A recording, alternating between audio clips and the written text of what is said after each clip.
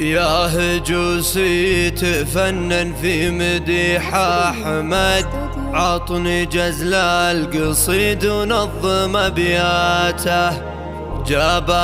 جابها والمجد له يشهد، والشهادة تزيد الفخر في ذاته. ألف مبروك له واليوم به نسعد، والتخرج له نبارك مسراته. وفرحنا باخر العنقود ما لا حد، أحمد النوعم تجملنا بشاراته. يا هجوسي تفنن في مديح أحمد، عطني جزل القصيد ونظم أبياته. جابها والمجد له يشهد، والشهادة تزيد الفخر في ذاته. ألف مبروك له واليوم به نسعد، والتخرج له نبارك مسراته.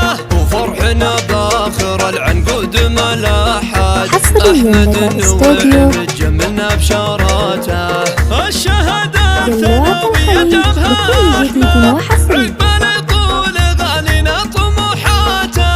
أحمد محمد نعم به عريب الجاد، شبل الأمجاد نفخر في بطولاته. من أبوه الكريم الشامخ محمد، قدوة الطيبة وأعلى سجياته. وجده سعود المحل بكريم اليد، يا عسى ربي يسكنه بجناته. وجده فرج النواعم للكرم شايد، يا عسى الجنة درى ومقراته. ومجد كل النواعم مجد مشايد، من قديم الزمن والحاضر اثباته. والأحمد الغالي جعل سعدة الجدة في حياته، وعساه يطول غاياته. يا هجوسي تفنن في مديح أحمد، عطني جزل القصيد ونظم أبياته.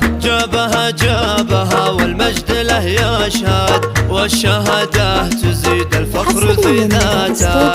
ألف مبروك له واليوم به نسعد، والتخرج له نبارك مسراته. وفرحنا باخر العنقود ما لا حد، أحمد النوعم تجملنا بشاراته.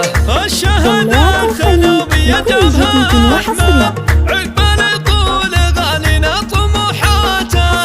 أحمد محمد نعم به عريب الجاد، شبل الأمجاد نفخر في بطولاته. من أبوه الكريم الشامخ محمد، قدوة الطيبة وأعلى سجياته. وجده سعود المحل بكريم اليد، يا عسى ربي يسكنه بجناته. وجده فرج النواعم للكرم شايد، يا عسى الجنة درى ومقراته. ومجد كل النواعم مجد مشايد، من قديم الزمن والحاضر اثباته. والأحمد الغالي جعل سعدة الجنة